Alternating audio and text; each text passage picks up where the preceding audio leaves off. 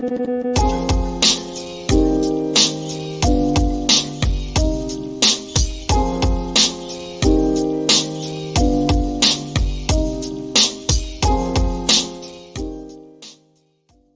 will say here and now, on this day of independence, that the United States will be ready for a declaration of interdependence, that we will be prepared to discuss with a united Europe the ways and means of forming a concrete Atlantic partnership, a mutually beneficial partnership between the new union now emerging in Europe and the old American Union, founded here 175 years ago. All this will not be completed in a year, but let the world know it is our goal. All right, that is. Well, I never saw that speech. Obviously, JFK speaking before the National Association of Delicatessen Owners in Bay Ridge, Brooklyn. Rare footage that Hunley has found today. The 1962 July 4th address. It doesn't seem like he was in town during 63. It looked like Johnson did talking, but I think Kennedy was on travel or something was going on. Something was going on. Yeah, I don't know where he was, but Johnson will later go to the ranch for over a month and disappear from D.C. In the middle of October. I mean, it wasn't like the summer. The summer could have justified it, but he leaves from the mid-October till November 22nd, goes to the ranch after flying, as we are aware of, to the Benelux countries to deal with Eugene Dinkin, who's running around with his hair on fire. Well, he was tired, Mark. He was tired. He needed to rest. LBJ or Dinkin? Yeah. He needed to rest, go to the ranch. You know what's weird? He would disassemble his gigantic California king-size bed and take the entire bed with him on Air Force Two. I always found that to. Never mind I think it was like 50 to 75 cases of Dewar's Scotch, which was unusual, and everybody knows that. But the bed, I always thought that was unusual, that he took the White House bed with him. Okay, who's busting my balls saying, "Where's my spirit?" I got the spirit. America's untold stories. There you go. Nice. I've got a red, white, and blue motif going today. Little patriotic fervor. Close to red, white, and blue. Close enough. And by the way, happy Independence Day to everyone in America. Happy Tuesday to the rest of the planet, or Wednesday if you're in Australia, or on that end, happy day. Happy day. Good to see you all. Yeah.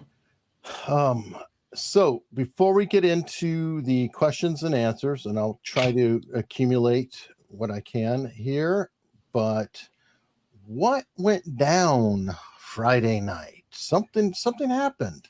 Yeah, like a dump, like that classic midnight dump. RFK's all over this dump too. I mean, he has been tweeting up a tweet storm about Biden ending the Presidential Records Act by dictator fiefdom ruling. This is really just another one of these dictatorial moves that doesn't seem like it, because we're so used to like dictators being like third world guys in general uniforms. You know what I mean? But he made a dictatorial move on Friday night, unilaterally. I don't know if it's constitutional, ending the Presidential Records Act, of which he was a voting member of in 1992, to release all the documents on the JFK assassination. He signed an executive order, I presume, according to RFK Jr., saying that we will not release the rest of the documents, release some documents, and then said this is the end of the JFK Records Act, which is completely illegal, by the way. There's no way this will stand. He's being sued by Jefferson Morley. He's being sued by the Mary Farrell Foundation. Immediate lawsuits went into play. Completely uncovered news item from midnight on Friday night, except for RFK Jr., who lost his uncle, who the act is named after. And he's fighting back. Well, good. How do you like the fact that he actually used the word transparency in his statement? I mean, talking about rubbing our nose in it. Wow. I mean, it was a bold move. That being said, I've always indicated that the The documents left behind are usually or have been international in subject matter. And the ones that I dove into, I couldn't go through the whole list of the ones that were released Friday night. There was about a couple of thousand documents that were released, but I cherry picked a few for today's show that I've been able to pull out in a limited time, if that helps anybody. I haven't gone through every one, but I have cherry picked a few for tonight's show.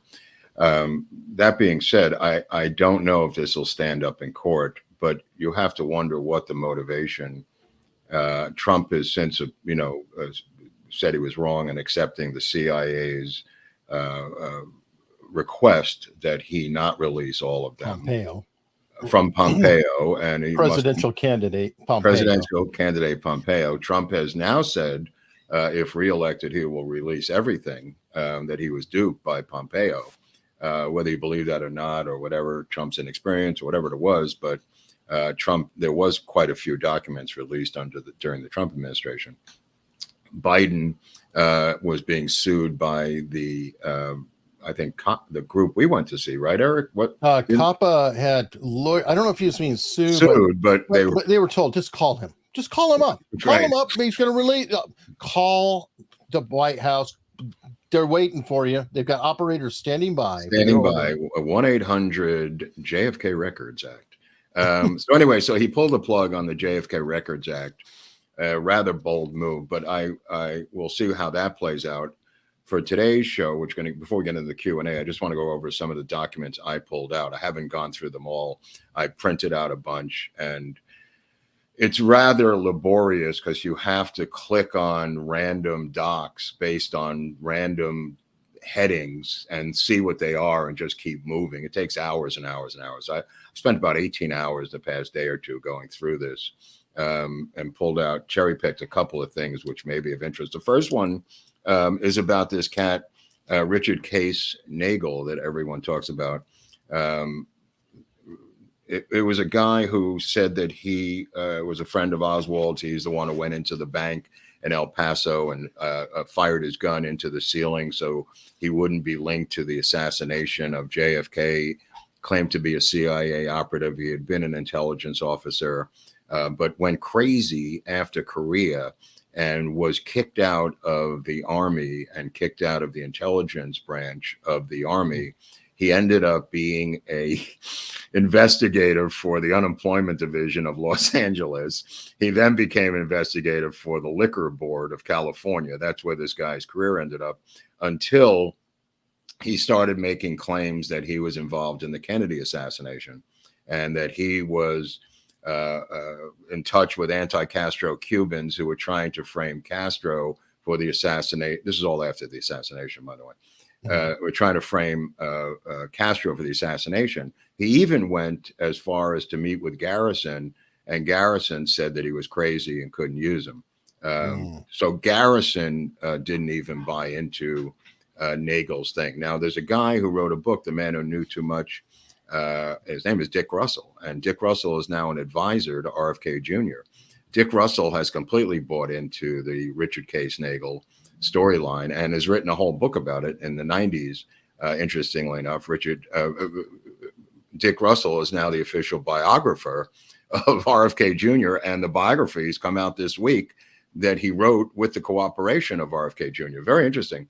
And he's worked as an environmentalist. He got out of the JFK racket and moved into the environmental racket, where he has worked with RFK Jr. for many years on environmental projects, oddly enough. What a strange story of Dick Russell, who you'll see his name and sometimes you'll see his intro to different books. I think Vince Palomara, he might have wrote an intro to Palomara's book, and he writes intros to a lot of other books. But the book he wrote, a very big book, which is called The Man Who Knew Too Much, the entire book is about Richard Case Nagel. And this story, I mean, if you wrote a 600-page book about a guy, you figure there's got to be some truth to this thing. And there is.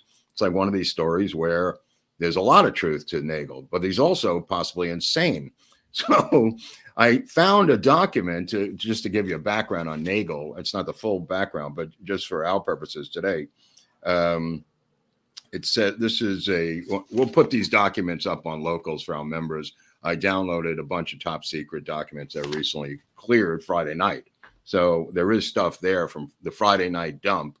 A lot of it's from the 70s, a lot of it 78. They get into one thing of interest is from the 78 House Assassinations Committee investigation. The CIA is given a list of 400 or 500 names that they're seeking CIA information on.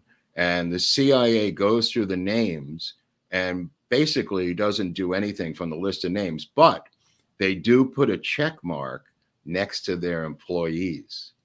And that, my friends, is I figured out that code late last night, what they would do. There's a little coded thing there. And there's some names that might surprise as to who are employees. Like you see Howard Hunt, you see the usual suspects in there. Now, when you say, is this employees, like direct employee or yes, asset or asset? No. These are contract employees. No. This is interesting. Yeah, some of them have died. They list deceased. Stuff like that. Interesting. Maybe we'll print. That was like 30 pages. I didn't print that. Are these all PDFs? They're PDFs. Yes. Okay. Well, this you and I will have to talk offline, but this might be a good usage of AI where you can feed in 4,000 pages and then say, summarize. What do you see? And start pulling different stuff out of the document. It's like you can't tell from looking. What I do is I go by the closest dates to 63, but then you don't know what you're going to get. In the 70s, you start getting a lot more, but a lot of them are just requests from the CIA asking for such and such and such and such from the CIA, from the House Assassination Committee. There's those things. And then other things are just one-page cover sheets, Eric, that have nothing else on them. But you don't know that when you click on it, so it takes you a long freaking time. But anyway, let me just read this one about Nagel. It's a secret memo. This is from Jerry Siegel, March 1969, March 5th, as a 201 file, in this case, on Richard K. Nagel. 201 file would be the official internal file of this particular character. Like we've discussed, there was a 201 file on Lee Harvey Oswald. This number one, it says, info passed on to so-and-so, February 1969. No info, subject's file subsequent to the director, June 68. Subject has never had any connections, no evidence, any current relationships with them. Past history indicates he is a fabricator and mentally disturbed individual. This is internal. This is their internal. Right. Number three, not previously reported, was fact, served in Japan early 1958 with the 441st Intelligence Detachment, was relieved of intelligence duties in April 1958 due to mental instability and clearances revoked. June 1968 Lingold requested traces on subject and referred to Nergo. Presume this request stems from his approach in Zurich in June 1968. This is the approach by Nagel. I know we're getting into weeds here, folks, but that's what we do with this channel. So bear with us. This is another secret memo. The consulate will be reporting on state channels on visit to consulate. This is by Nagel, February 27th, a.k.a. Richard K. Nagel, a.k.a. Joe Kramer, a.k.a. Joe Crane, a.k.a. Robert C. Nolan, 201 files -746537. He was interviewing consulate unless promises made to him. This is what he was requesting. Unless promises made to him by U.S. officials were honored, he would reveal to the press entire story of his alleged contacts with the firm. It says here, actually says the firm, and would expose individuals with whom he had dealt with in the organization. Number two, unless advised to contrary, base will, as it has in the past, leave this matter strictly to the consulate. Please advise. Most recent statement message was Berlin, October 1968. So this guy, Nagel, is going around in Europe to these consulates threatening them that unless they meet his demands, he is going to go to the press and reveal something to the press. Then there's another one here. This is to the director, secret document, director reference 1. Nagel last appeared at Zurich consulate morning of March 7th, stated that he had received no satisfaction by 5 o'clock that afternoon, he would carry out his threats and expose U.S. government on radio, television, and in the press. Number 2, he then disappeared. Nothing further heard from him and no publicity given. Monday morning, March 10th, consulate Zurich advised by telephone from U.S. consulate Barcelona that Nagel had approached them and made similar threats. So I don't know what to make of it, but this is one of the documents that I was able to download last night about Richard Case Nagel, who is, one of interest. Of interest, he's of interest. For better or for worse. I'm not saying Nagel's not insane, but they feel he is, and he did have head injuries. He did go to a mental institution after Korea. So there is some track record of that. Now you could say, well, they're trying to make him sound insane. He says he knew Oswald, he knew the plot. This is all, of course, a couple of years later, 5 years later, Anyway, take it with a grain of salt. Okay. Well, he could be insane, and he could have known Oswald. Right. Yeah. I don't know. Yeah, I don't know. But that's from their internal memos of what they're talking about themselves. Okay.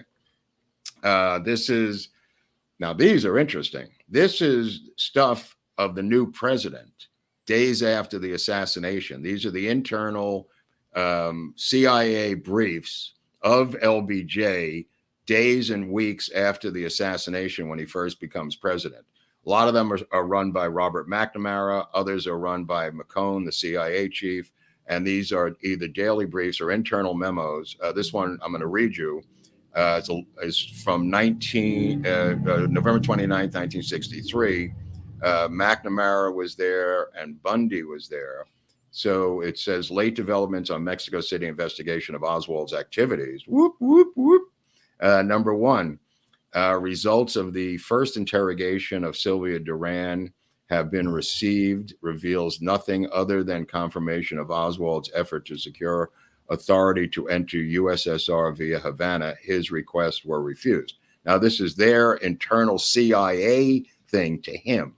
And keep that in mind, people. Number 2, result of a second interrogation of Sylvia Duran has not yet been received. She will be tortured by Mexican intelligence, will never buckle. They were trying to frame her into saying she had sexual relations with Lee Harvey Oswald. Nothing could be further from the truth.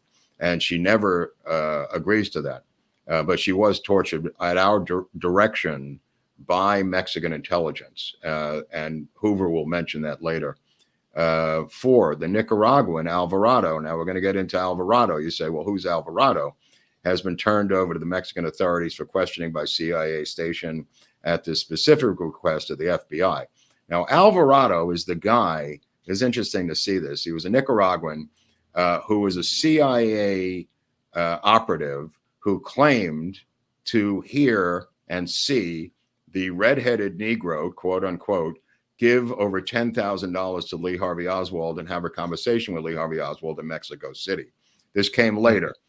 Alvarado was later discredited, but this is an attempt by David Atlee Phillips and Scott down in Mexico City to continue the frame of Lee Harvey Oswald, now increasing the stakes by pulling this cat Alvarado into the storyline. Okay? So Alvarado shows up and he says that he saw, witnessed, and heard a redheaded Negro give Oswald $7,500 and then $5,000 or some substantial amount of money. Oswald saying, I could get it done, I could kill him, blah, blah, blah. Really on the nose stuff. Really weak sauce. So the Nicaraguan Alvarado has been turned over to the Mexican authorities for questioning by the CIA station chief at the specific request of the FBI. And there's a side note here. It says CIA headquarters, Eric, refused this turnover until FBI demanded requests received because FBI in control of investigation. They did not want to stepped in. Yes. Interesting. Then it says number 5, Alvarado's story becoming increasingly questionable, Eric, because of a public statement carried by Mexico City radio and press prior to Alvarado's entering the picture to the effect that Oswald had received $5,000 from the Cuban embassy. So he'd already been discredited because he went around trying to put this story out before they had him. And it turns out that he worked directly with David Atlee Phillips and was an informant for the CIA in Mexico City coming out of Nicaragua. Atlee Phillips will attempt to blame the Somoza brothers, oddly enough, right-wing dictatorship out of Nicaragua, for trying to force America's hand in invading and toppling Castro, a communist. Interesting story. It never held up. Nobody ever bought into Atlee Phillips' excuse. Okay. There's another little thing here. This is, I believe, from McNamara. This is subject to the meeting November 25th, November 22nd, November 26th. On Monday, November 25th, there was no briefing of the president, although there was a short visit with him at the state reception on Monday evening. The president then expressed regret that events of the day prevented a briefing and asked if there was any development requiring his attention, blah, blah, blah. On 26th, I briefed the president. The president asked if our entire applicable resources had been made available to the FBI, which he had ordered. I replied affirmatively. Note, I should call J. Edgar Hoover concerning this CIA, internal CIA stuff. Okay, so through these documents, we're going to get into a little bit into the weeds here. Number 7, the president noted with some considerable contempt, Eric, the fact that certain people, and we know who they are, in the Department of Justice had suggested to him on Saturday that an independent investigation of the president's assassination should be conducted by a high-level group of attorneys and jurists, probably headed by Governor Dewey. This is coming from Robert Kennedy, who is the Attorney General and the head of the Department of Justice.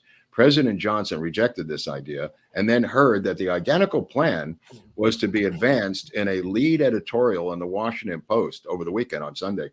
The president felt this was a deliberate plant, and he was exceedingly critical. He personally intervened, but failed with Mr. Al Friendly, and finally killed the editorial with Mrs. Graham, the owner of the Washington Post. So that's interesting.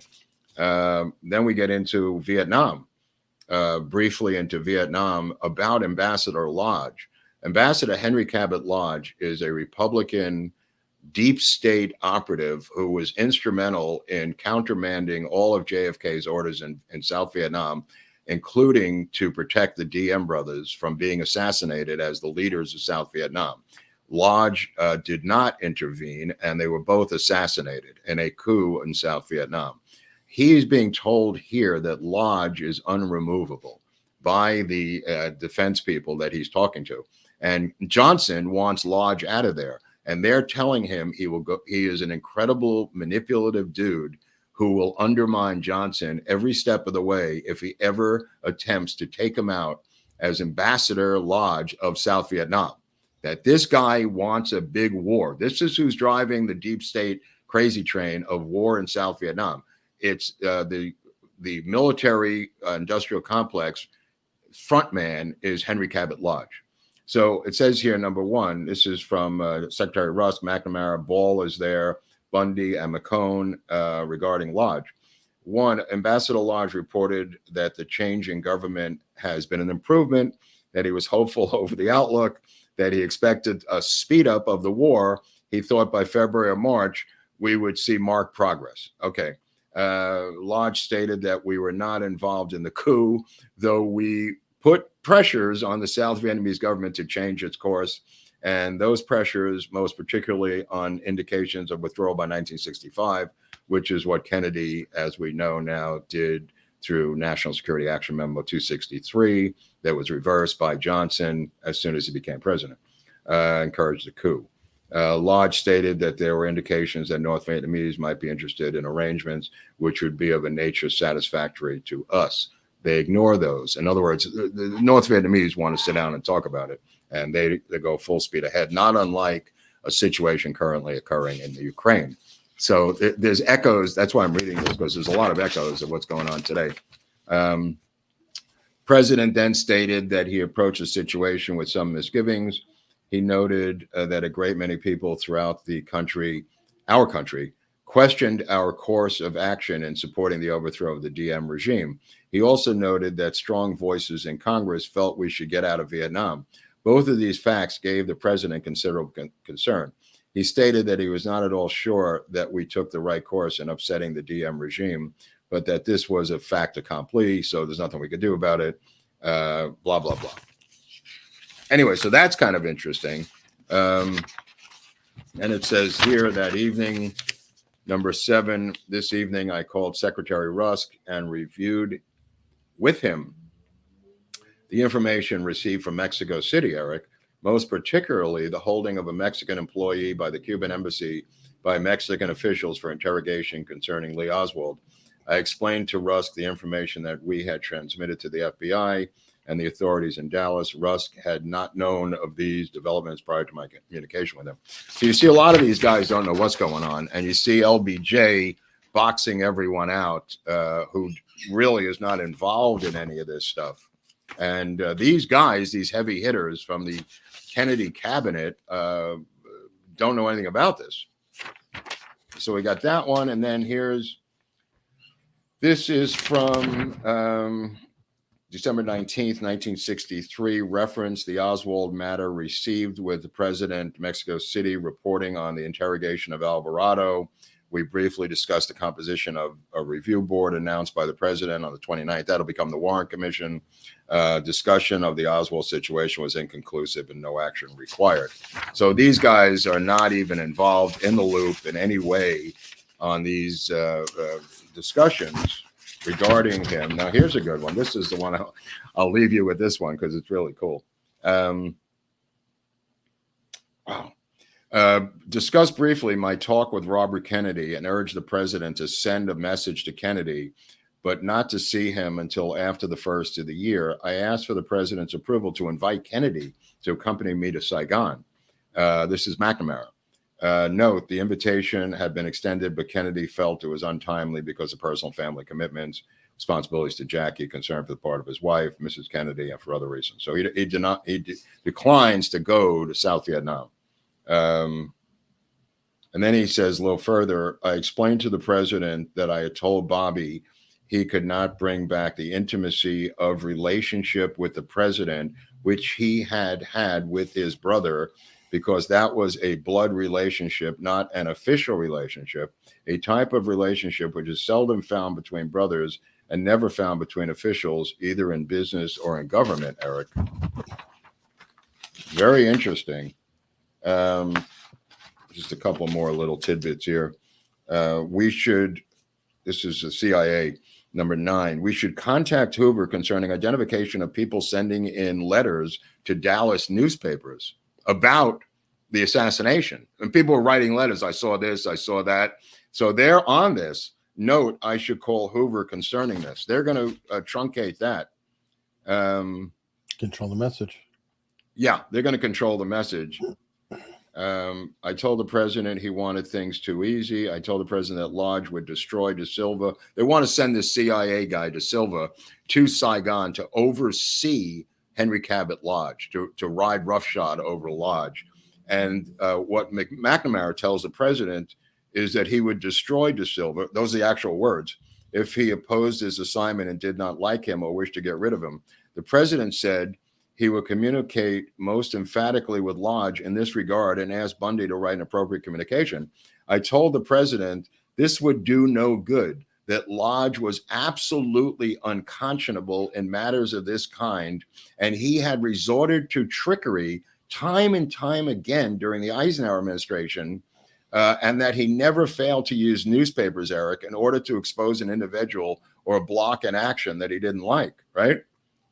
So they can't, this guy's entrenched. The president said he would exercise the full power of the office to keep Lodge in line, and felt our responsibilities in South Vietnam are so great that the CIA should have a 4-star man on the job. And this is what he wanted. And that might become Edward Lansdale.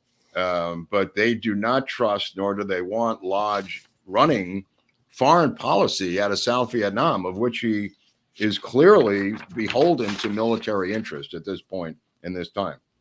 Now I'll just close with this one because this is a great one. This is from December 2nd, 1963, discussion with the president. It's written then, it's from November 30th, 1963. So you're talking about 8 days after the assassination, right? Throughout the conversation, the president mentioned a number of very personal problems and asked my help, and also asked that Bundy and I, this is McNamara, act as a team in trying to help him solve some of his problems. I don't know what that's about, but they're really very personal problems, Eric.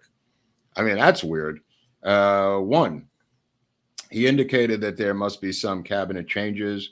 By inference, he made reference to the Attorney General of the United States. In other words, the only man who's a threat to him criminally, is the Attorney General of the United States. His number one priority is to get this guy out of there, but not by direct statement. In other words, he can't fire him. No, that would look a little bad. Yeah. So he wants them all to get together and force Robert Kennedy out of the Attorney General job. Apparently, he's waiting for the Attorney General to decide what role, if any, which is to play in the Johnson administration. Okay. Now, here's where he gets, this is the LBJ that I love. He stated that Secretary Calabrese is very anxious for a judgeship, some stooge of his, right? And then he was extremely favorably impressed with Sergeant Shriver. And you go like, why would he give a shit about Sergeant Shriver, a Kennedy family member, right? And thought he would be an excellent secretary of HEW, right? He will eventually be the Peace Corps. This was enthusiastically endorsed by Bundy and myself. Okay, number 3 is the real reason he endorsed Sergeant Shriver. You ready for number 3? Sure. Okay, number 3, he raised the question, this is news, as to whether this person might be a very able ambassador. And that person was Mrs. Jacqueline Kennedy. He wanted to be the boss of Jackie Kennedy. I do. The guy is unconscionable. Now, remember, we had, plenty of phone calls, transcripts of phone calls by him, talking really lovey-dovey to Jackie about coming up to the White House to visit him and how he loved her and missed her and all this other incredibly dark crap, where she turns around, hangs up the phone, and Bobby Kennedy is there and just says, this guy's the biggest creep, I'm paraphrasing, that I've ever spoken to. And it's just like she was just being super polite to him. But he just went on and on. He wanted her in the worst way. And this apparently was one of the ways. Wow. Well, he's surprised, but we do like the numbers we get on the video with him. Hold on for a second. Hold on for 1 second. Okay, who's busting my butt here? Guys, I'm wearing merch. It's an American flag. How patriotic do you want? I am dressing for the occasion. Thank you very much. I see a Rumble rant from Kitty724. Love you guys. So happy catching this today. Sending prayers your way, Eric. Well, thank you, Kitty. Thank you very much. I'm going to save any obvious JFK questions, but if I see like super chats that are dealing with me specifically, no, I am not in jail. I'm happy to say I'm not in jail. I'm in no hurry to go in jail. However fun it might be memeing away, I'd rather not go to prison. I'd rather not deal with a search warrant or anything else. Now, as Mark's coming back, we'll be getting to some Q&A soon. I've got a lot of super chats that are already backed up. I see Rumble rants and tips. Please help me out by putting Q or question before it. I won't be able to pick everything. I will try to pick, a mix in here, but I'm going to go straight to locals where we have some tips that came in early. S. Mandel saying, after watching AUS, I find it absolutely disgusting that people like Curtis LeMay and David Atlee Phillips are buried in official military cemeteries. Could a President Trump or RFK Jr. have their bodies removed so we can at least get some kind of closure? Did Curtis LeMay and who? David Atlee Phillips. Yeah, I just want to address the David Atlee Phillips stuff because there's a bunch of other docs that I've pulled out of the David Atlee Phillips file, especially in the 1956, where he is sent down to South America to create and run as a publisher and editor a phony publication called the South Pacific Press. I might be wrong about that exact title.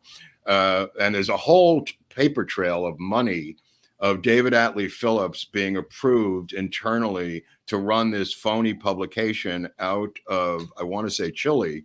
This is in 56. So this is, 7 years before the assassination. And Phillips is listed as a writer who has intelligence background. His brother will later be a screenwriter, will write Thunder Road, the movie with Robert Mitchum. So both of the Phillipses will branch out CIA, and I don't know obviously what his brother was doing, but clearly a screenwriter in Hollywood, which is not unusual for intelligence operatives. He will later write a book, David Atlee Phillips, called Night Watch. When he retires, he will start the Retired Association of Intelligence Officers. I'd love to be at that barbecue on July 4th. That would be fun. But Phillips, as many people know, and as Robert Kennedy has indicated, was the mastermind behind the assassination of his uncle. I don't know if he's the mastermind, but he's clearly one of the minds.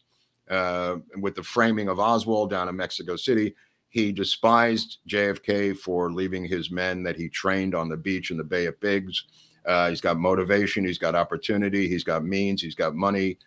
He's part of the framing of Oswald down in Mexico City. Also in the documents, they talk about how Hoover figures out that the 28th, they originally put in September 28th as the date when Oswald is in Mexico City. Hoover writes that he was in New Orleans at the time.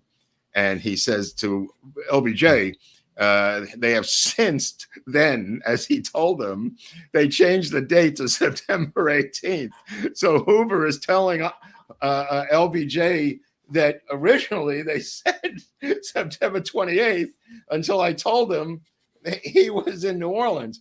I suggest to you that he wasn't there for either one of them, and I'm not alone in that. There are people like Morley who've written entire books about Oswald's, trip to Mexico City and all this other scurrilous crap. But that's a limited hangout, I believe, in my opinion. But what was the question again? About burying them? About disinterring them, essentially. Which I don't see that happening. It's like there are plenty of bad people in military graveyards that are not going to be disinterred, as far as I know. Well, as LeMay said, if the Japanese had won the war, he would have been tried and convicted and executed as a war criminal. So sure. Depends who wins. And we're going to be doing a David Atlee Phillips episode, right? Oh yeah, definitely, and a Curtis LeMay episode. So right. So more of this will be covered. I don't want to get into it that much because there's a lot to it. I don't know about Richard Case Nagel, whether the what I described today is kind of what I believed all along, that he was a nut job. All right. Let me see. Otto M sent a tip. Happy birthday, America. Also born this day, Hank Goldberg and Rube Goldberg. Who's Hank Goldberg? I'm not sure, but I know who Rube Goldberg was. Al Davis, George Steinbrenner, Jeremy Spencer, Floyd Little, and of course, Ron Kovic. Ron Kovic, yeah, born on the 4th of July. Good movie pick for today. Oliver Stone movie with Tom Cruise. Again, show me the Tom Cruise bomb. I mean, financial, not your opinion of the movie and not what you didn't like. I mean, somebody kept saying The Mummy all week grossed $410 million worldwide. Somebody did bring one up. I forgot what it was, but I think it was one that was. Yeah, I don't think there's any under 210 million, and that's 210 old million, not today's 210 million. So again, you have to define if you have a different definition of a bomb. The bomb is not that you didn't like the film or the critics didn't like it. I mean, it's a financial description, and there are very few, if any, for Tom Cruise. But that being said, Born on the 4th of July, fantastic movie by Oliver Stone. Many Oscar nominations and incredible cast. And wins, I think, too. Yeah, so that's obviously the pick of the week for me, Born on the 4th of July, because Kovic. The story starts in Massapequa, where I went to when I was raised, next to the Baldwins and next to Seinfeld and what's his name from the Stray Cats, who was there. Brian Setzer. Brian Setzer lived around the corner from me. I mean, everybody lived in Massapequa for some reason, including Ron Kovic, who went to Vietnam and was paralyzed and later became an anti-war advocate when he came back. Vietnam Veterans Against the War, and that's what the movie's about. So Tom Cruise plays that character. All right. Let me see. Happy 4th to Patsy SF. Happy 4th to all you truth seekers. How many of the files are regarding Ruth Payne? The rest are about Mexico City? No, I have said this, and this is just a random anecdotal look just now. There's stuff from Australia. There's stuff from Madrid. There's a lot of stuff from Mexico. They are trying to avoid, just to take their side of it, embarrassment of people and families that are deeply more entrenched in foreign countries where they have less political turnover than we do. You know what I mean? Like the Mexican political party is still in power down there. So it may be the families of people who are involved in Mexico City, clearly people involved in Australia, clearly people in Europe. And that is the tone of most of these documents that I was looking at. They're about foreign entities, not so much involved with the smoking gun of the assassination, but just oddities related to it. Somebody went into the embassy in Perth, Australia, and said blah blah blah. So there's a document about that. You know, in the past couple of years, the bulk seems to be heading, and I believe the bulk for me and the important smoking gun ones, and they're not really smoking guns in terms of who did it, but the revelations are out of Mexico City, because the Achilles heel, one of the major Achilles heels, is the framing of Oswald in Mexico City. And that cracks, just by itself, cracks the assassination wide open. They attempt, even after the assassination, there's documents in there that David Atlee Phillips is still trying to convince the White House that Castro did it. And that was the goal, was to finger Castro. And he says, Phillips, that we should launch an immediate invasion of ground troops into Cuba because of Castro's involvement in the assassination. They don't buy it. McNamara doesn't buy it. Bundy doesn't buy it. They know better. They know better because they're running the State Department. They know what's going on. But it doesn't stop the CIA. CIA and whoever is running them, whoever were involved in this, their ultimate goal was the land, ground, air, sea invasion and toppling of Fidel Castro and the taking back of Cuba. That was their immediate goal. They may have had other goals about going to war with the Soviet Union. That might have been a little bit of a side goal. But the real immediate goal, which they kept harping on from the second the assassination happened to weeks afterwards, you must invade Cuba. The Castro has his fingerprints all over this. And that's the message from the CIA. That's why they frame Oswald in Mexico City. That's why they moved the date. That's why they have the phony photographs. That's why they have the phony phone calls. That's why they're torturing Sylvia Duran. All of it was falling apart as the days after the assassination, they couldn't sustain this any longer. All right. Coming in hot on locals, Adam Smith Hayek gave us $100 tip on locals. Wow. And a member. Yeah. Amazing. Question: why doesn't anyone focus on the Oswald timeline on the day of the assassination, specifically in regards to how quickly he would have had to walk to get to the theater? Oh, yeah, no, it's been done. Yeah, people have walked it off. Many investigators have walked it off. It's an impossibility. He'd have to be running at Jim Ryan mile speed. They claim they have done it, by running or half running. Mm-hmm. But yeah, I mean, that's the reason for the geography of the case on Tippit. I mean, if it was 8 miles away, I mean, it would be laughable. It's got to be within the parameters of where it happened, even if Tippit's not involved, even if it's a meaningless event. You can't just, it may have been just a one-off. Let's say Tippit's not involved with anything. It's a shooting, blah, blah, blah. They're going to link it to Oswald. It's got to be workable. It's got to be workable. And it is, barely workable. Bannister workable. I mean, you put it this way. I mean, Westerbrook, who will later go to Vietnam and also be involved in the CIA and Operation Condor over there. The Westbrook will have the wallet, the actual wallet of Lee Harvey Oswald. Unfortunately, when he's arrested in the Texas theater, he has his own wallet. And we see the film, the newsreel footage of Westbrook handing over the wallet to, I think it's Buddy Walters or one of the guys who was over there. And now there's 2 wallets. There may have been 3 wallets. And part of the frame you could see immediately being put together for the Tippit killing is these guys, and you could see this in The Thin Blue Line, the movie by Errol Morris, where Gus Rose is involved in the framing of an innocent person. You see the machinery of how Dallas police will frame a suspect who they may believe is guilty. They may believe is guilty. The guys who get promoted in these corrupt police institutional hierarchies are the guys who are smooth enough to frame a guilty man. That's what these guys do to help the DA get an easy win and move on. They may not even consider themselves to be corrupt. They look at a case, they go, the guy obviously did it. This could be the case with Furman and the glove and OJ, sure, for all we know. You know what I mean? This is an old tradition in police forces of cities, throughout the country. And Dallas was doing the same thing with this case. And some of it is ham-fisted. Some of it is not.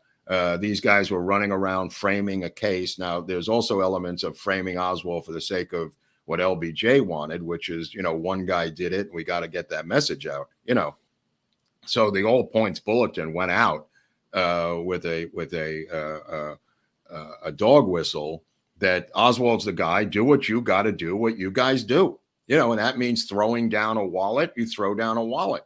That means throwing down a gun or getting a palm print. You get a palm print. There's half of them are probably not even thinking conspiratorially. Half of them are, these detectives are thinking this is what we do.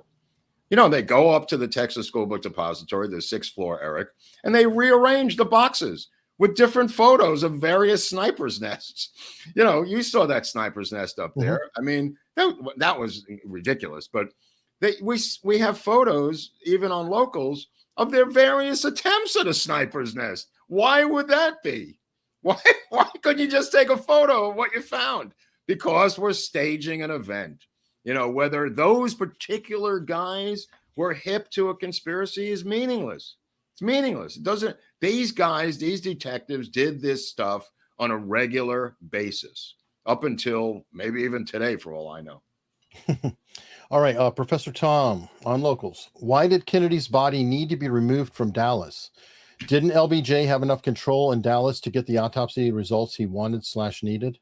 No, because they needed to do all of that work back at Bethesda at the Naval Hospital, where they had all kinds of brains and naval personnel were there. The power base was there. They needed to get back and not have this coroner involved in Dallas County coroner stuff. He didn't control the state of Texas, that minutia. I mean, he controlled as a crime boss different criminal things. But the body had to go back because, the Bethesda Naval Hospital was all set up to do this autopsy, which is not really an autopsy. It's basically a construction of the magic bullet theory is really what's going on, in terms of the autopsy. But they had all the tools there. They had brains there. They had bodies there. This whole idea that they had to ship bodies from Dallas, it doesn't make any sense. I mean, it's nice to talk about it over a beer. They didn't need any more dead bodies at Bethesda Naval Hospital. It was a school where they learned to do autopsies. And that's what they were wheeling in. When they wheeled in bodies in a body bag, they were bringing in brains. They were bringing in bodies. They didn't need to fly an additional body of Tippit, for the love of God, on Air Force Two. It just wasn't necessary, folks. So we had the juice to get the body out of there, but not to control. Well, let's talk about the juice. The juice is at gunpoint with machine guns out by Secret Service agency. That's not juice. That's muscle, Eric. Okay. That's not juice. Enough. That's muscle. Good point. Good point. I mean, anybody, they could have fired on them and it could have ended up in a different way. I mean, it's not like they signed a thing saying the president wants this done. That's not what was done. It was muscled out of there at machine gun point. Okay. Fair enough. Good. I mean, there was a tug of war over the casket and on the gurney to get it out of the building. Wow. All right. Well, we have in Locals, JD Tippett sent us a $5 tip. Happy 4th. So from the afterlife. Yeah, very much. All right. So bunch of super chats in here. New members. Walter88 is a new member. Thank you very much. Charles Murray is also a new member. Thank you. John S. Thanks, Mark and Eric. Love your podcast. You're the hardest working guys from sunny Tunbridge Wells. Where's that? Wales? Wells. Okay. But I don't know that that's Wales. It's just Oh, Wells, like a place where you drink water. Thomas Parnell, YouTube member. Thank you very much. JGA59.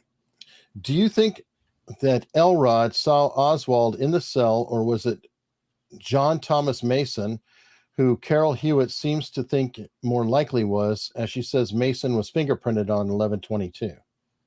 Oh, let me just see those names again. I don't know what the relevance of it is. I mean, he was in the cell. There were some other people there, but I never understood what the relevance of it was. And this is a Dallas County jail, is what. Unless he talked to somebody, or they claim. Right. I don't know about that. I really don't. I never really studied that closely. All right, Tim Bianchini, $1.99. Thank you very much. Jelmer Solinger. Question 1. How reliable is F. Prouty? For example, supposedly recognizing Lansdale walking by the three tramps. Question 2. What to make of E. Howard Hunt's deathbed confession?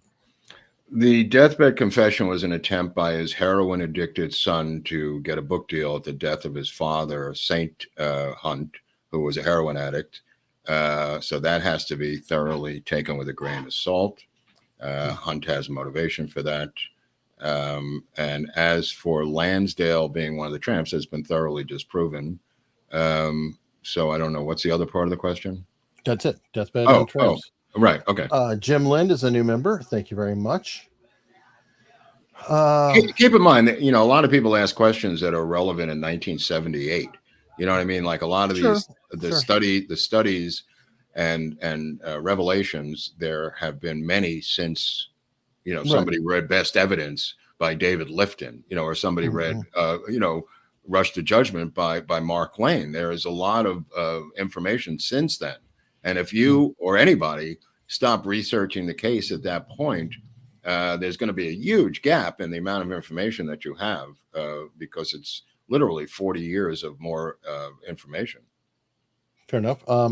Kent Fallman, the shot that hit JFK at the front of the neck from the walkway above the triple underpass would have been a headshot if it wasn't for the windshield, as it changed the bullet trajectory? Right. Well, we don't know. I mean, we speculate. I mean, think about it. I mean, the guy's taking a shot up there. It's a hell of a shot. It's a hell of a shot. You got three guys, or let's say 3 or 4 shooters. Not everybody's going to hit him square in the middle of the forehead, for Christ's sakes. That's why you have multiple shooters. I mean, I think the windshield did obviously affect the alignment of the bullet, but look where it comes. Like, it misses by a couple of inches from blowing his head off. I mean, by going in here, you're talking about what? It's off by 2 inches, Eric? 4? It's a weird thing, but with that kind of shot, I personally would think they would go center mass, and it might have bounced up into the neck versus down into the neck. I'm just saying, from the angle and everything, if you look at it, it would make sense to get as much bulk as you possibly can, especially if you have multiple shooters. Right. Either way, you got multiple shooters. Either way, you come out of that building, that federal building that's over on the right. You set up for this one shot that's a moving vehicle, right? And now, you get off your shot, it hits the throat. You don't even wait around. I mean, you just got to bolt at that point and get back in the building. The guy got a pretty good shot off. Let's just face it. It goes through the windshield. What is he looking at? He's looking at a windshield. Now you've got the road going up and down there, so you got the downhill little incline or whatever, 10% decline on the road there. I mean, it's a tricky shot. It's a tricky shot. He misses by a couple of inches, for Christ's sakes. Yeah, for sure. By the way, we have 3,000 people watching on YouTube. I hope all of you are hitting the like button, which does help a lot. And, the like button. I forgot about that. Yeah, it's a useful thing. And please remember to subscribe if you haven't. It does help us out. We're trying to climb up the ranking, so to speak. Yeah. Dreadnought Trucking LLC. I asked on Twitter and you called me an amateur, LOL. What about the second videotape? I'm a noob. Well, there's like 7 or 8 tapes. Yeah, which one? Orville Nix? I mean, they're not. First of all, they're not videotapes. So you're a rube there, right? So 8mm film. right, Usually. okay, 8 or 16mm, or Super Yeah. 8. So you got three different stocks, all of which Oliver Stone uses in JFK. But you got the Orville Nix footage, you got other footages, some more clear than others.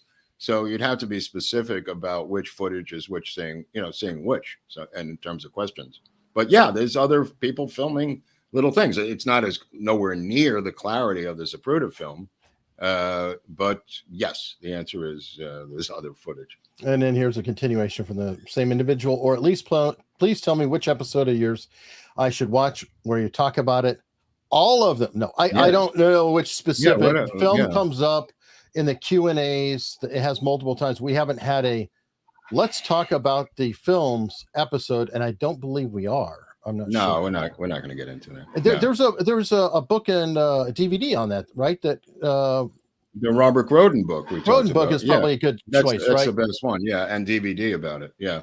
And then you can look at all. It's called the JFK Assassination Films, and in there, Robert Groden has remastered them as a film expert to make them as clear as humanly possible. I think it came out in the 90s, but it's available on eBay. I'd recommend you get that. It might be a 2 DVD set. It might be 1. I'm not sure. But that's what I'd recommend. If you want to explore the question of the films, plural, Robert Groden's DVD box set is the way to go. And we'd recommend that, not necessarily the ones who are removing frames and talking about it. Yeah, don't get in. Keep in mind the wet dream of the CIA, I'll say this for the 500th time, is to discredit the original Zapruder film. If they can do that with the help of rubes who are willing to believe that in 1998 the film was discovered to be tampered, that's their wet dream. That is the original footage. That's the original, footage of the assassination. That is the Achilles heel and the Rosetta Stone at the same time of the assassination. They would love to try anything, including having former CIA agents be interviewed on camera, saying that it was tampered with. And this is the Robert Groden who got the film to Dick Gregory, who got the film to Geraldo Rivera and brought it to public. So fairly right. Who then got it to Freddie Prinze. Absolutely. Who watched it repeatedly with his own copy of it in his hotel and apartment here in Hollywood. All right. Yep. And Jody Carithers. Happy 4th of July. Just a little something to thank you both for doing a live on a national holiday. Not everyone has a place to go and celebrate and are alone. Having a favorite channel do a live chat helps cure feeling. Yeah, it never even crossed our mind not to do it. And, we try to be consistent with these 2 days so people can find us. Like one woman on Twitter said, I can't find your channel. Where is it? What time are you on? And I just wrote, same bad channel, same bad time. I mean, it hasn't changed since we started. So I don't know. Yeah, even if we have to pre-record something, it'll be on Tuesday or Friday. Right. 5:30 p.m. Eastern, 2:30 p.m. Pacific. Every time, pretty much. Let me see. Ross Brand, thanks for all the great shows. Thank you, Ross. Ross is Livestream Universe. Okay. He does a lot of training on how to do live streaming and stuff like that. Oh, I consulted with him back in the day. Okay. Good guy. Machiavelli sucks to go. It's unreal. I looked at the film frame by frame online. Mm-hmm. Careful with those. You can see Kennedy gets shot first, then Connolly gets shot, then Kennedy gets shot again. Okay. Yeah. As opposed to what? As opposed to, are you I saying don't know. Maybe it's just sharing. Or right. Yeah. It's fairly obvious. All right. MLS Law Show, who I had on the past couple of Fridays, lawyer out of Michigan. I read the book, The Devil's Chessboard. How accurate is it? I don't know how accurate it is, but I mean, David Talbot was former founder of Salon.com. He's a lefty out of San Francisco. You got to take it with a grain of salt. So he goes soft on some areas in the book. But basically, it's a pretty damning biography of Dulles. Yeah. So, I mean, it's a good read. I mean, he's a great writer. So, I mean, what's to lose? I mean, it's probably accurate. I mean, No, I guess it's hard to know too when you're talking about the CIA. So it's like, I know that's what I'm describe saying. everything that's going on in that black box and get it right. It's the same thing with the Poisoner in Chief, the Sidney Gottlieb book. I mean, I don't know. I mean, I'm taking your word for it, whoever the author is. Yeah, well, didn't he get that from Marx anyway? A lot of that. Yeah. From John Marx. Yes. And John Marx, I think, is the one who busted open MK Ultra originally. Yes. So he's probably the strongest source on that. Yes. Because of the firsthand documents. I'm just thinking. Pope Rackets touched me. Happy 4th of July. Glad Mark was able to pull out in time for the show. Pull and pray is always good to get right with Pull each out shot. Of what? Out of okay. That's a Nick Ricada person. So right. Let me see. Plans to cover what was to happen at Trademark. Well, we have. We have covered that ostensibly. I mean, in the John Connolly episode, which has gone mega. Yeah.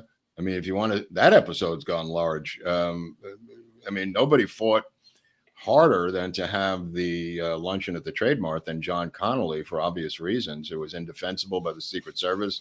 Secret Service had declined using the Trademark. Connolly lied to say that they had agreed to the Trademark. He was caught lying. It was an indefensible position because it had catwalks going all around it on the inside, had multiple doors. It was a huge. Yeah, I showed a shot of it where you could see that they were having lunch. It's just peppered everywhere. It's crazy. I mean, you would need hundreds of agents just to be inside that Trademark. Who knows? Maybe there was a plan inside the Trademark. If it didn't work out in the plaza, I wouldn't put it past them. The fact that it was even suggested is malpractice. Mm-hmm. I mean, honestly, it's one of those that any citizen, Joe, non-trained individual could go. Right. Well, I'm saying that was the response, by the way, of the Secret Service. By the way, we're going to have Vince Palomaro on this next week, and we will get into the Secret Service with Vince Palomaro, who's a fan of the show, just the original gangster on the Secret Service. But that being said, the Secret Service basically laughed at the suggestion of the Trademark. They just said, "What are you kidding me?" You know, they wanted it at the Women's Building at the fairgrounds. And that's where it was originally supposed to be until Connolly lied his way into getting it switched. Oh, yeah. Eddie wants to know, will you consider doing a dialogue on David Atlee Phillips? As we said, we will be doing an episode. Yeah, Phillips. And we did talk about him a bit today. Much more to come with him. Pat McPherson, have you ever found out what the additional pools of blood were found in Dealey Plaza? Search YouTube under this quote was all about. Never heard anything about it. Don't believe it. All right. Tish M. Yay. 4th of July, cheering our corrupt regime. Thanks, guys. I hope that, you know, everybody can celebrate the holiday today with your family, and then let's get back to fighting tomorrow because it's getting dark. BTK, Mark honors the flag in red, white, and blue. If Biden is not following orders to retire, Trump and Kennedy have hit list versus the CIA. What's next?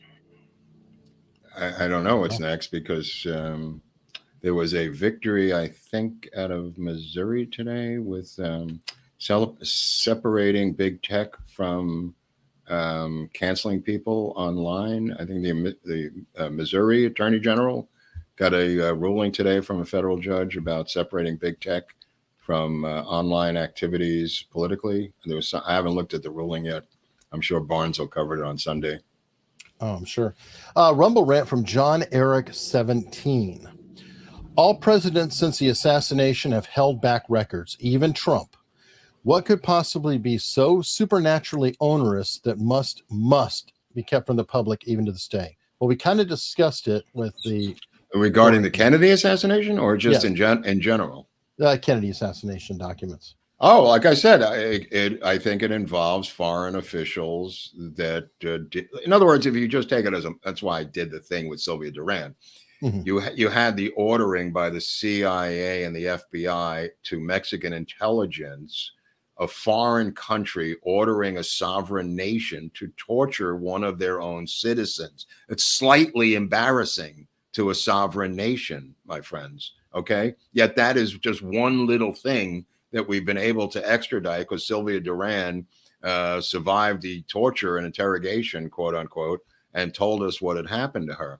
it can be in a State Department scenario with another state slightly embarrassing. And there's other things, I believe, of that nature. Oh, for sure. And by the way, folks, like Sylvia Duran, I actually just released a short on her within the past few days. We're constantly releasing shorts. A lot of them are JFK. We're pulling them from the Q&As as well now too. If you ever just want to, check out up to 1 minute of data, each of these is kind of like a little trivia piece about what the documents could be, Sylvia Duran, what certain thoughts are, a lot of, things cut from these longer Q&A episodes. Check them out. They needed to build a social case for Oswald being in Mexico City. They needed to place him there, and they weren't able to do it. One of their attempts was to say he was holed up with this woman having sex all weekend, which could work out if you got her to say, yes, I had sex with Oswald, which meant that he theoretically could have been in a hotel with her all weekend, thereby taking care of your problem of no one seeing Oswald in Mexico City. She didn't buckle to the torture, okay?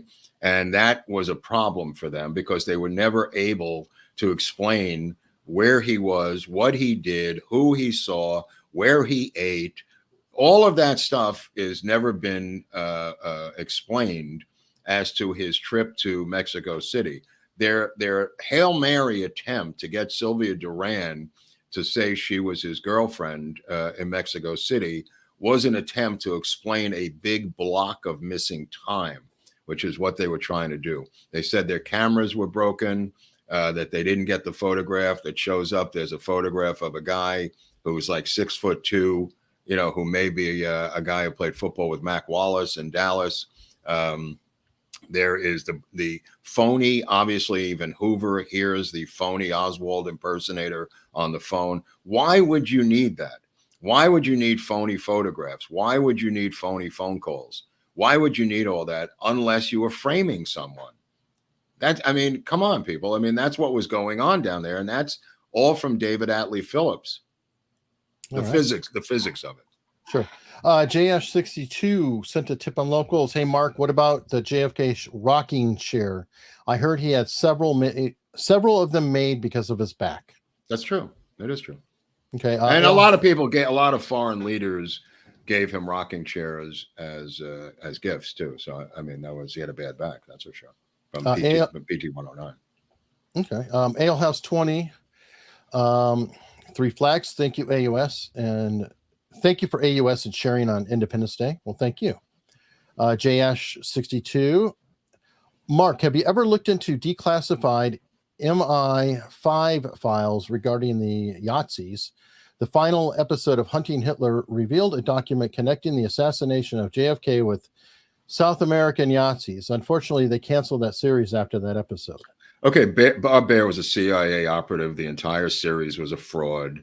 Everything about it was done by Bob Baer and the CIA. The Hunting Oswald version is completely insane. The Hunting Hitler version is completely insane. Everything about it is an MI5, MI6, CIA show that was put together for these purposes. All right. Remember who the host is, folks. It's a CIA agent named Robert Baer. Dude, you have to. We talked about him, I think, in in our CIA in Hollywood, I think. Right. That's right. Or news. One of the two. Big Bad Teddy said, nice suit. Lund Picks, in honor of my daughter Erica, who was born on the 4th of July. Peace to you both. Wow. Well, thank you. And by the way, my my great niece, or no, my niece. So, okay, I guess my great niece, because my niece's daughter was born today as well, 4th of July. So that's really cool. Great niece? What is that? Yeah, great niece. It takes a second because I'm like great uncle to some, but anyway. Mm-hmm. In honor of my daughter. Big Bill 767. I'm a little late to the party about 5 months ago. Love the show, but how did you guys get started? That's a long story. Yeah, I've talked about it on some grill streams. Since you're on locals, definitely check it out. Yeah, check it out on grill stream. I'll happily go into it, later, but it's kind of sidetracking. Yeah. Let me see. Until it's empty, they had to get back to DC because that's where all the brains are. That would be the only time in history where that was true. That's a nice. great. That's funny. That's well funny. Played. Bighorn Shaver. I'm just waiting on the man. Oh, the man will be here. Well, we could watch Chico and the Man from the Freddie Prinze episode, which seems to be taking off now. Yeah, and I put links out there on Twitter and locals that where you can watch them for free on the Internet Archive. Let me see. Professor Tom is a smartass and said, "When is the Dorothy Kilgallen episode coming?" Happy Independence Day. We're working on it. Yeah. Yep. We're assembling the footage of her and Jack Ruby. There's some really grainy footage of her meeting with Ruby and getting the key to the assassination. Exactly. I'm thinking that it's going to be February 29th. No. Of let me see which year. Yeah, February 29th of say 2025. Maybe we'll have. I just like how this guy Mark Shaw has made a cottage industry out of Dorothy Kilgallen. Oh yeah. Tip of the hat to Mark Shaw. He has done very, very well. Yeah. For sure. So let me see. Back to super chats and other questions. There are a lot to go. And 3130 people watching on YouTube. What the hell's going on out there, Hunley? I love it. Very, very cool to see everybody. There's 696 watching on Rumble. Oh my, we're dead. We're dead. And 104 on locals. Oh so thousands of people watching, and thank all of you. So Machiavelli sucks to go. I saw a movie recently that said he didn't trust Israel getting nukes, and that had something to do with JFK getting assassinated. I've never heard that. I mean, the Allies got nukes because there's interesting discussion in there about Germany getting nukes in these documents. If anybody wants to look in these, the document dump from last night, he says to LBJ that we have to make the Germans believe that they're working with us to get nuclear weapons and not push them around. A certain phrasing about the German and French governments getting nuclear weapons. Okay. Dina, I'm awake after listening. Love you guys, Mark, a little more. Okay. Hugs from Soul. So Mark, she loves you a little bit more. Than who? Than me, obviously. Oh, I see. Okay. Don't do that. Love equally. Pogo 1977. Do you think there will be a Pentagon Papers leak for Ukraine just like there was? Well, yeah. Well, there already is. I mean, there was the kid up Guard, dude. Yeah, the National Guard kid up in Massachusetts leaked the death counts, and he leaked a lot of stuff out of there. That's why and that's why he's locked up. Unlike Pentagon Papers, where he's a hero and got to die, a famous dude. Yeah, and also got all kinds of awards. I mean, Ellsberg received everything from honorary degrees to whatever. Wine, women, and song. No. Kevin Cahill. Question. Armstrong's Harvey and Lee book claims several witnesses ID'd Lee, the imposter, wearing white, and Harvey in brown, and the Texas School Book Depository. Lee splits in the Rambler, and Harvey takes the bus cab. Credible? That's not credible, but the book is credible because he's not 100% accurate, but he's got a lot of dual sightings of Oswald for years, including in Minsk, including in New Orleans when he's in Minsk. So the book is, I mean, a lot of it is speculation on the part of Armstrong, but it's a great book. And that part is speculation, which I never really bought into. But there are other things that are quite accurate about the double Oswalds for sure. Yeah, and we know there's at least two wallets. Yeah. Innisfad, are there actually any documents that indicate and confirm the exact info of the assassination and who was involved? What are they still hiding? I don't know. It's kind of a negative question. I don't know what I don't know what I don't know. I've run into this a lot, or noticed this a lot in the comments and different things, that a lot of people really want to know exactly who the trigger people were. Yeah, it's bizarre. And we don't know. I mean, we really don't know, right? I mean, right. But as Oliver said, what difference does it make? It's not who, it's about why because they're kind of like the rifle. Read JFK and the Unspeakable. I mean, it's not about who did it, it's about why it was done, and and what was gained by the assassination. I mean, these guys, whoever these gunmen were, let's say they were executed. I'm just saying speculatively. Let's say they were executed right afterwards. You still want to pursue that, or would you like to get into why it was done? I mean, what difference does it make? Well, and what difference does it make? I can see the argument too, in the sense that the trigger people were the weapons, not the murderers are the ones who sent them and made them. It's not like they came up with it and they did it on their own. So you know what I mean? Like, it really doesn't really matter at the end of the day. I mean, all these things like, this top sniper couldn't make the shooting, so nobody could make it, or whatever. I mean, it's way too much focus, which is what the intelligence people want you to do, is focus on Mannlicher Carcanos, focus on scopes, focus on all of this stuff, with shots and reenactments and everything. It's about the why, people, not the who. It's about the why and who ordered them.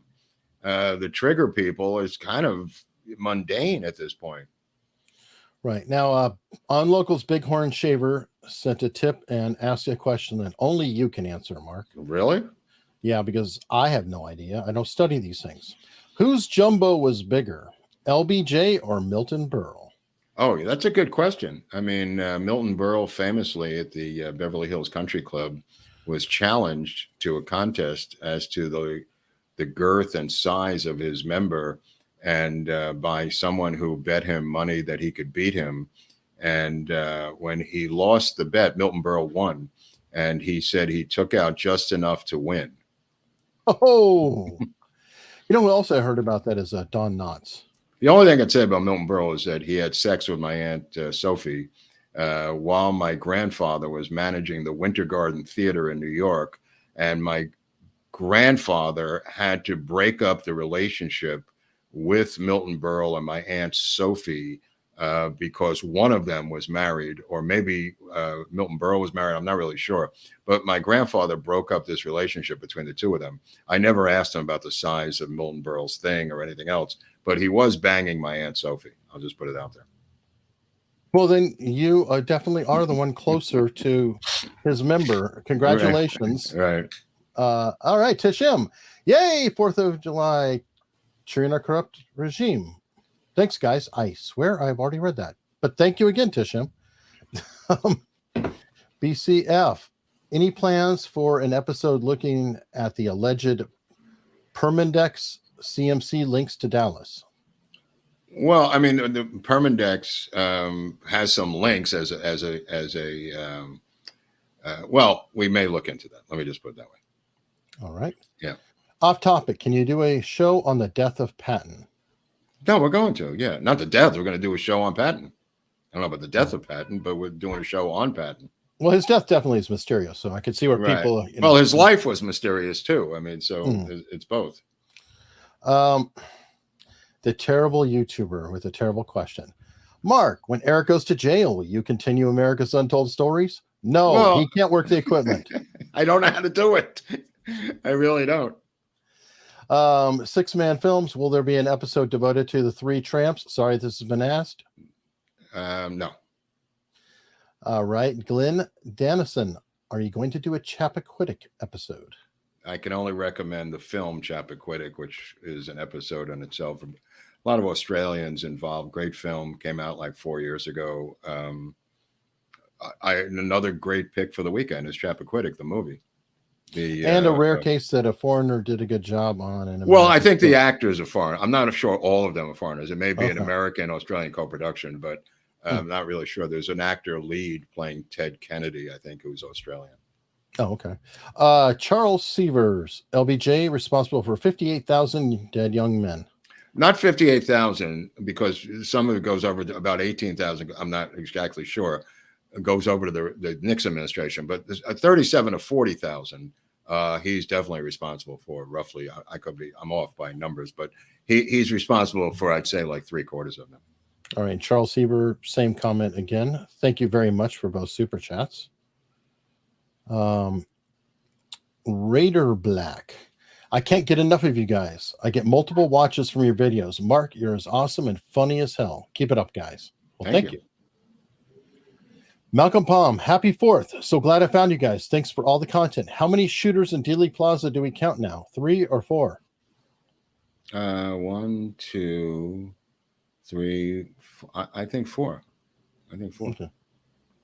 Or more. Or more, yeah. Yeah, because it's hard to know. Yeah, rooftop of the Dealey of the Texas School Book Depository, Daltex building, the criminal courts building, and then I'll make that 5 because the overpass and then the grassy knoll. So I'm going to go with 5.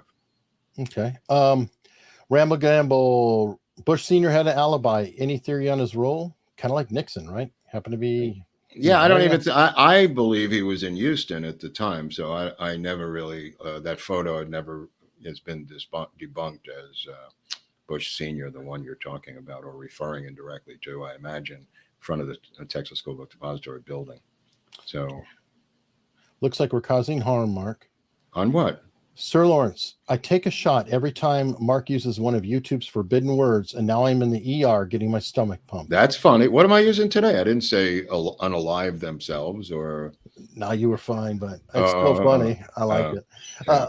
Randy L with a $4.99 super sticker. Thank what?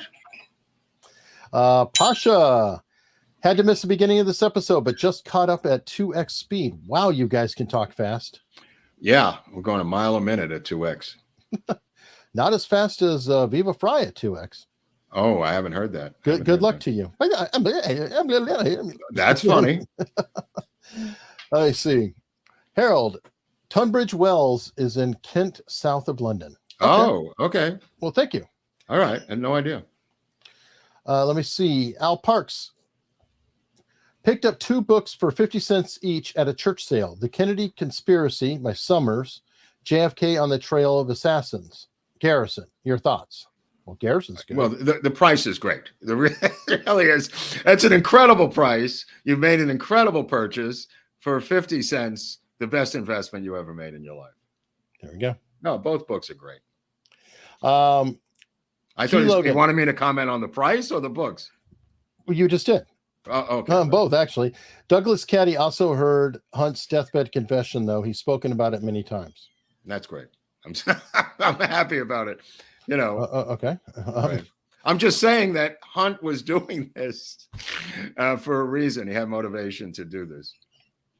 Bob Ruhlman, no Secret Service were posted on the knoll, yet police officer Smith testified that a man showed him ID. That's true. This fact show something odd was going on? Yeah. That is true. He was shown ID, and they did lose their IDs the night before in Fort Worth in the cellar. They lost IDs. In fact, all the IDs were recalled in early December by the Department of Treasury, by Rowley, and they were reissued new IDs for every single Treasury agent because of those missing IDs from the cellar and the controversy as to who was a Treasury agent. Now, that being said, the printing division of the CIA may have printed up phony Secret Service credentials. All right. Tin B, I always assume the doctors may have killed Oswald as opposed to a gut shot by Jack Ruby. What do you think, Mark? Oh, he was basically dead on arrival. Yeah, that was a shot like point blank range. I mean, ripped through all his organs. And it was a mob style hit too. Yeah. He had a death grip on the handle and everything. Dan Hack, how did Oswald gun get from Ruth Payne's garage to the book Suppository? Cute. That's if you believe it did. I mean, right. You're making a supposition with your suppository statement, supposing that the suppositories that were supposedly planted in the supposed garage were real. I mean, there doesn't seem to be anything in there. All right. Avocado Cookie. Kick is blowing up and doesn't have a lot of content like you guys. What is Kick? Would be a good place to restream like with Rumble already. Oh, Kick is another platform? Yeah, Kick is a competitor with Twitch now and is buying up a bunch of people and different things, I guess. And I don't know. I will look into it, but the problem is I'm already looking at 3 chats. I don't need a fourth chat to figure out, and Too many chats. it gets really bad because I feel like I'm neglecting all of them at the same time when I'm doing it. So I'm trying to be as equitable as possible, but I will look into it if they want to throw money at us or something, or what have you. Cool, could be interesting. Alexander Wise, shout out to Tom Lakis and the Gary and Dino show. Shout out. Bill Bennett is a new member. Thank you. Bill Messon. Question: could there have been more than one shot from the triple overpass in throat and one into windshield? I don't think so. I don't think you could have gotten two off in that time frame. It's just too quick. Yeah. And they line up so perfectly, that windshield shot with the throat and that angle of where Eric and I were, because it's coming up the hill at that slight angle. It's just it's just a perfect lineup of the throat shot. I mean, the throat, if it's facing the grassy knoll, it's got to go through something over there. I mean, he's not looking at the grassy knoll, but the headshot. What do you want to bet that when they, I'll just say when, because they probably will revitalize that when they do, that the road will be either carved out lower. Oh, no, you're right. You're right. I never thought of that. I could totally see that. They'll put speed bumps in there. Yeah, something. Well, we're going to talk about William Greer, the driver, with Vince Palomara next week. Yeah, we're going to talk about William Greer quite a bit. Vince interviewed his son, the late William Greer's son, the driver of the limousine. And Greer's the one who's giving the bad rap from the Australians, right? With the made-up goofy theory. Oh, no, that's we don't have to get into that. Yeah. Okay, yeah. Night Stew. About the magic bullet, after years laughing at it, I learned there are such bullets that are made in a way that they go around in body, i.e. not straight, do maximum damage, now in use in Ukraine. Okay. Yeah, but they don't usually exit the body, go around, circle seats, and right. I mean, there's magic and there's magic. You're talking about a tumbling, and yes, but not quite. There's degrees of magic. The amount of material missing from the bullet is indicative of it being shot into a tank, which is what it was. This was a bullet that was shot into a tank on purpose for to be planted later on.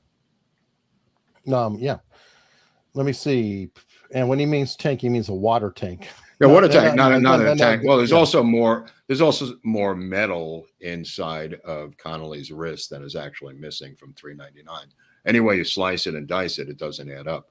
I mean, you can't have that much metal shrapnel inside of Connolly that adds up to more than the actual weight of a pristine bullet.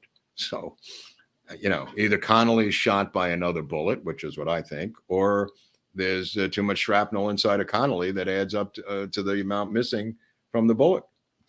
Okay. Shot at 12:30, Tippett sent 12:45. Did they claim to ID Oswald by employee list or him boarding bus? Odd they had boarding address but not paying address. I'm sorry, I don't understand that. Are they asking what's the question?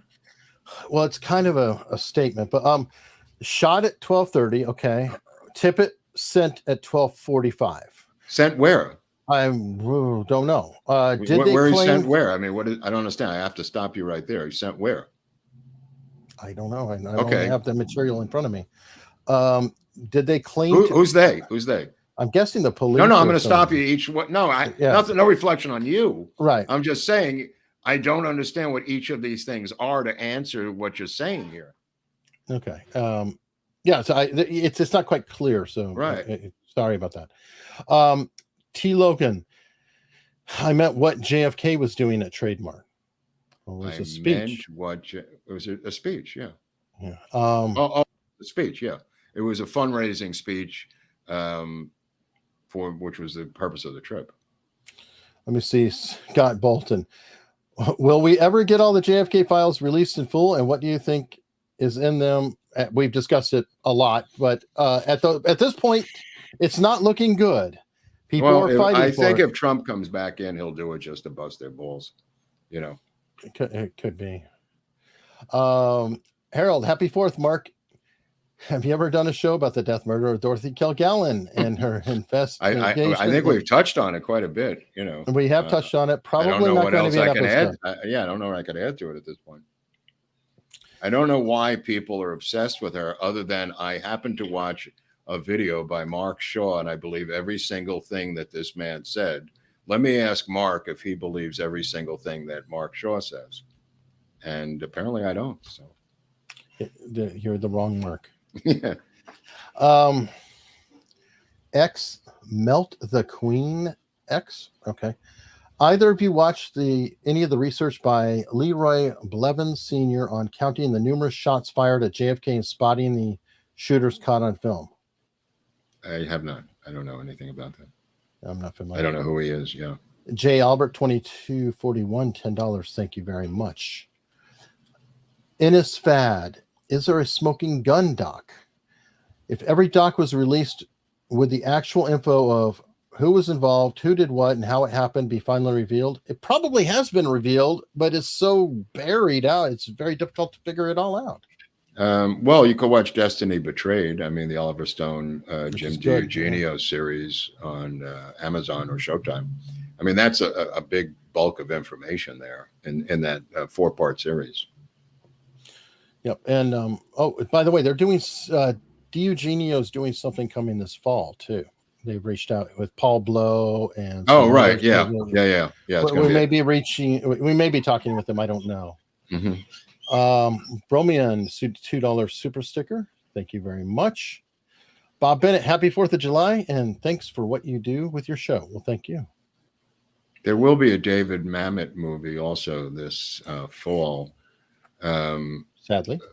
No. Well, I don't know what the Mamet one is, but he broke away from Giancana's grandson. Oh, we did? Yeah.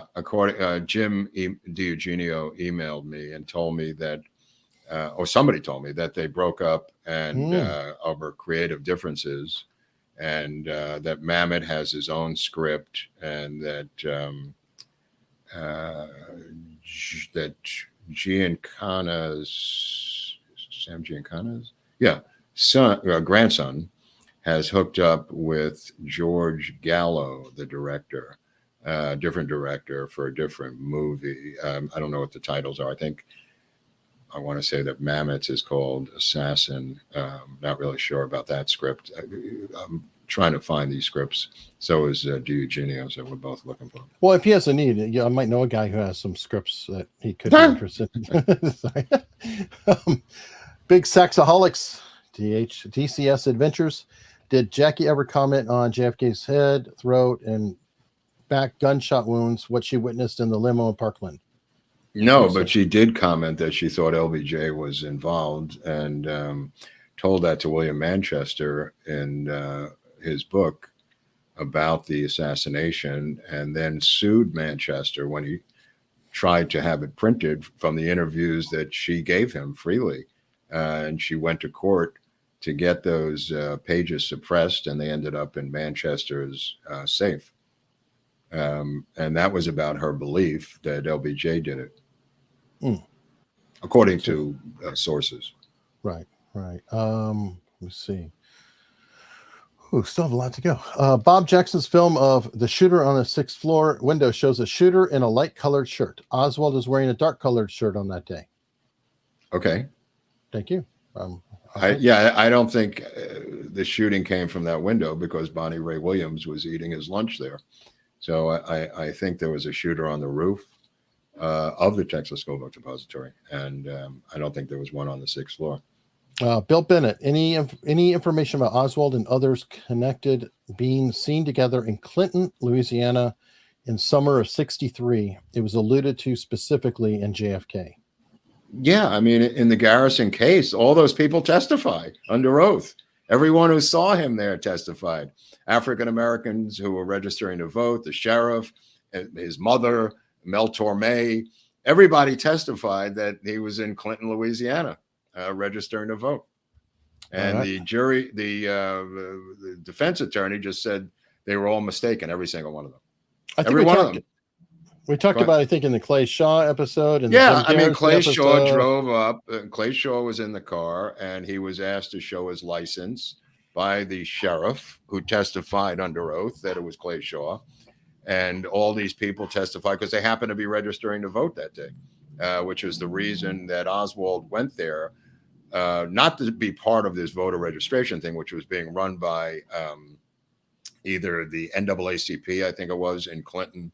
They were having a voter registration drive by coincidence. Oswald was going to register to vote there to establish residence in Clinton. All right. Phil B, is COINTELPRO still being used today or something like it? Yeah, of course. Of course.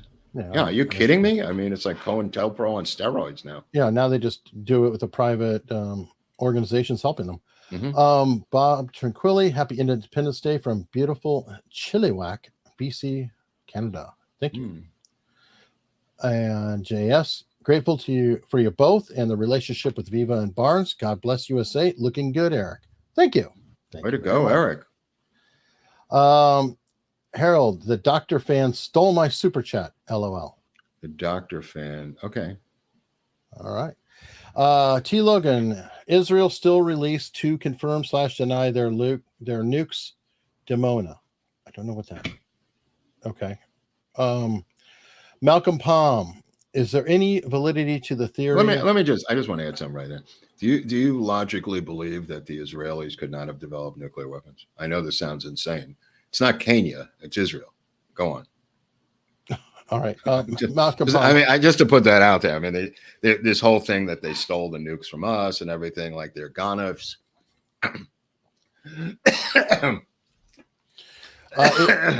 Is there any validity to the theory of assassins from Marseille, I guess, doing the shooting? We're going to get into a guy at some point named Lucien Conine, and there's some documents that I just downloaded yesterday about Conine. He was a Frenchman, American Frenchman. So maybe there was a couple of guys might be involved. All right. Laura Williams with $2. Thank you. Skate, will you guys be in Dallas for the 60th anniversary? It's not looking that way because the event's not there. So I don't, I'm going to say no at this point. K-Dog, does Rose Sheramy have any credibility? Oh, yeah, sure. Yeah, she does. Yeah. All right. Carl Burkhalter, a field officer is not on the company firing line. Bush was the field officer in charge. Of what? Probably the event, but we don't know that. That's George Bush was the officer in charge and not David Atlee Phillips, who was the Western Hemisphere station chief. I mean, yeah. At that point in his career, George Bush was merely an informant. Right, and Bush didn't become CIA head until Carter, right? Yeah. I mean, he was an informant. I mean, but so were a lot of people. All right, Heather, whatever, $9.99. Thank you, Heather. I mean, George Plimpton was an informant, for God's sake. Gloria Steinem was an informant, for God's sake. True. Christopher Scarpino, have you seen a new book, The Oswalds, an untold account of Marina and Lee, a fascinating account of the relationship he developed with Marina and Lee Oswald, Hoover Institution interview? Who's it, the interview with? I don't know who the person is, but who wrote the book? I don't know. All I know is it's a Hoover Institution interview and it's somebody who wrote The Oswalds, an untold account. Oh, I don't guess know. It's new. I'm not familiar with it. Bob Ruhlman, Connolly's MD in news conference stated bullet was still lodged in his thigh during the time of his wrist surgery and would not be removed. That's right. He went to the grave with it in, and the the exhumation was declined by Nellie, his wife, on numerous occasions to remove the bullet fragments to put an end to the 399 magic bullet theory. And each time she has declined to allow his body to be exhumed, to remove the shrapnel, to just put an end to that 399 thing in 1 second, because the amount of weight that's left in him is more than what's missing from 399. All right. Bromian, $3 super sticker. Thank you. Bromian, the old Bromian, back again. Yeah, with a $2. Oh, double barrel action from Bromian. 2 pounds. 2 pounds from Bromian in the house. Whoa. Thank you very much. And now? Oh. Ken Morrison. How did the guys, not Oswald, that set everything up, get down from the 6th floor without the lady workers seeing or hearing them? How did okay? I just want to tell you, there's these other staircases and elevators in this building. It's a warren of activity, a ton of stuff. Activity too. People coming and going. I mean, you know. Let me see. Pasha Moyer, odds the JFK docs will still be there for Trump? Pretty high. If he wins the election, they'll probably be there. Yeah. Laura Williams, my maiden name is Stompanato. I watched your Mickey Cohen episode. Great job. My great uncle was Johnny Stompanato. I hope we did it justice. I hope we did it justice. Yeah. Thank you. That is awesome. That's awesome, honey. Thank you. That's great. Best quote of the day. Yes. That's the theme of the episode. I love that. Thank you. I feel great. Yeah. Nobody really goes there like we did in that episode, Eric. Good. It was a cover-up of her killing her lover in his sleep, where she drugged him, presumably, and then blamed it on her daughter, who conspired to take the rap with her. True. Alex Davy Duke, who we met him in Las Vegas at the event. Yes, he's a Canadian school administrator. Oh, okay. Happy 4th of July. Thanks to you, both of you. Hope to see you in person soon again. Okay. Look forward to that. Well, it may be in Montgomery, Alabama, if we can get this figured out by Labor Day. All right. And I accidentally double-clicked and made a comment disappear. I'm going to find it. John Comos with a $10 super sticker. Thank you very much. Darren Conrad. Happy 4th, guys, from Charlotte, North Carolina. Charlotte. And I'm try to find. It's a big country, and the show, like when we're broadcasting, we get a lot of Canadian, a lot of Australian comments, and you know what I mean? Like, we obviously get comments from all over the country, but it seems to be like a lot of UK, right, Eric? Australia, UK. We used to get a lot of Scandinavian, not so much anymore, but also Canada, obviously. All right. It looks like I didn't miss the. Okay, looks like I didn't miss the super chat. I always worry about that. Priscilla, happy 4th. My grandma had lunch with JFK in 59. Wow.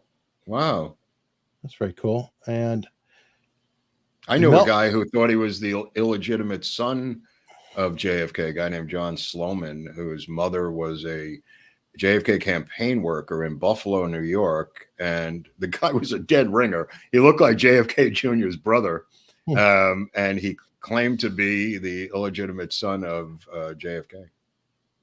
All right. Let me see. Melty Queen, were Oswald and Ruby childhood friends? No, not at all. There's a big age difference there. Harold, Eric, since your ex-military, wasn't the 7.62 millimeter designed to have overspin to defeat the full metal jacket to cause max internal injuries? I have no idea. I'm not a gun guy.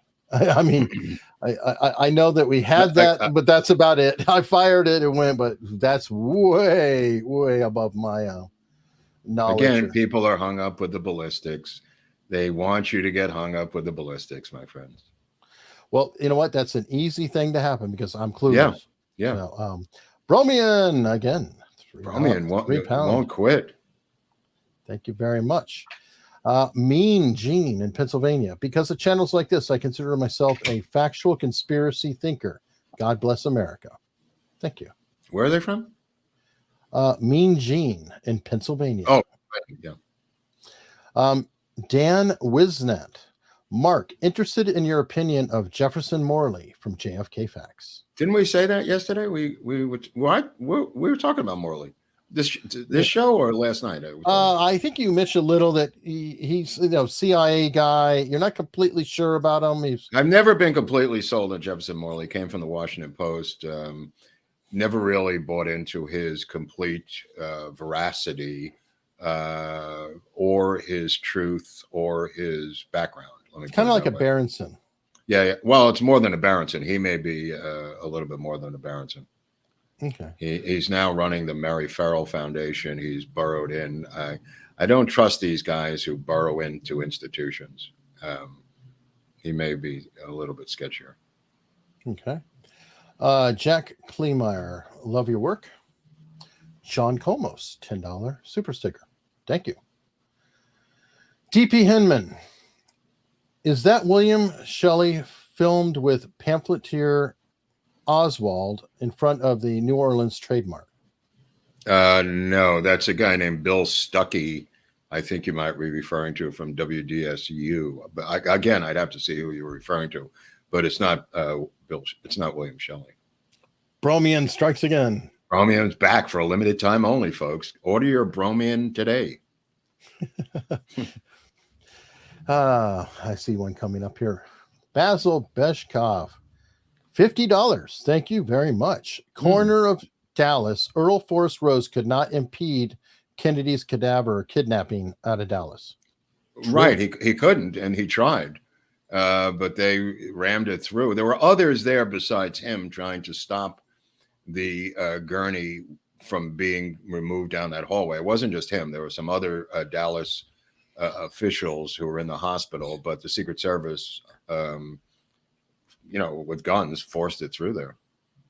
Right. Michael Basso, found your channel a week ago. Absolutely. Have been binging nonstop. Thank you all so much for all your good work. Hunter Biden went into the library yesterday in the Oval Office, and he started binging on the channel and left something behind. Not sure not sure what happened there with Hunter Biden. More to be revealed.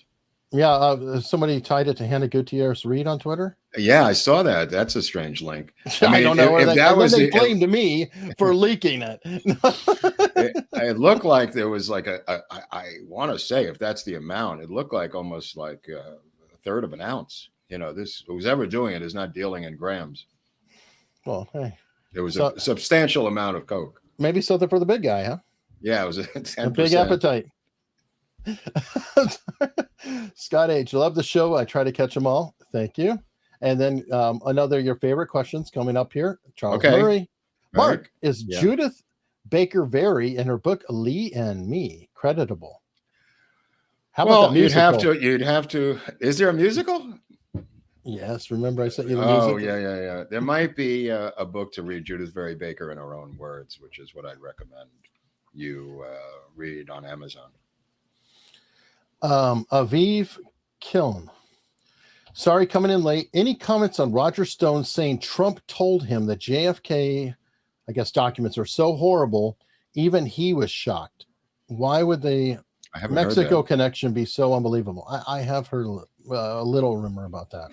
Why would Mexico be? Is this two separate questions? Or? Well, I think she's saying that would Mexico be that horrible or is there something else there? I'm just guessing that's the. No, like I said, I believe this embarrasses foreign governments and people who are still alive in foreign governments and some of these documents. All right. K-Dog, did LBJ know Ruby?